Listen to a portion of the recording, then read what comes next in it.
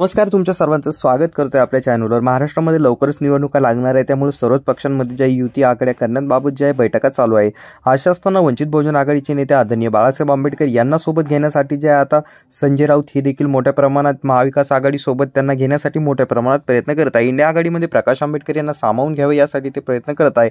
त्यासाठी त्यांनी आता एक विधान देखील केलेलं आहे। येत्या 28 तारखेला ज्या इंडिया आघाडीचे जे काही मेंबर असतील आणि त्यासोबत वंचित बहुजन आघाडीचे नेते आदरणीय बाळासाहेब आंबेडकर यांना आम्ही सोबत घेणार आहे आणि त्यानंतर आम्ही या गोष्टीवरची चर्चा करणार आहे असं ते बोलत आहे। बाळासाहेब आंबेडकर जर आमच्या सोबत आले तर आम्ही नक्कीच महाराष्ट्र काबीज करू अशा प्रकारचं वक्तव्य देखील त्यांनी केलेलं आहे। संजय राऊत हे सध्या जे आहेत इंडिया आघाडी सोबत त्यांची आणि इंडिया आघाडीची युती झालेली आहे, परंतु बाळासाहेब आंबेडकर आणि इंडिया आघाडीची युती झालेली नाहीये। बाळासाहेब आंबेडकर व संजय राऊत यांची युती झालेली असल्यामुळे त्यांना जे आहे मग इंडिया आघाडीमध्ये सामील करून घेण्यात यावं अशी मागणी जी आहे संजय राऊत यांच्याकडून केली जात आहे। याबाबत जे आहेत वेगवेगळे तर्क वितर्क लावले जात आहेत। त्याचसोबत वंचित बहुजन आघाडीचे नेते बाळासाहेब आंबेडकर यांनी सांगितले, जर आम्हाला कुणी युतीमध्ये घेतलं नाही तर आम्ही महाराष्ट्रातल्या 48च्या 48 जागा लढवू अशा प्रकारचं वक्तव्य त्यांनी केलं आहे। त्यामुळे सर्वांच्याच याकडे लक्ष लागून आहे।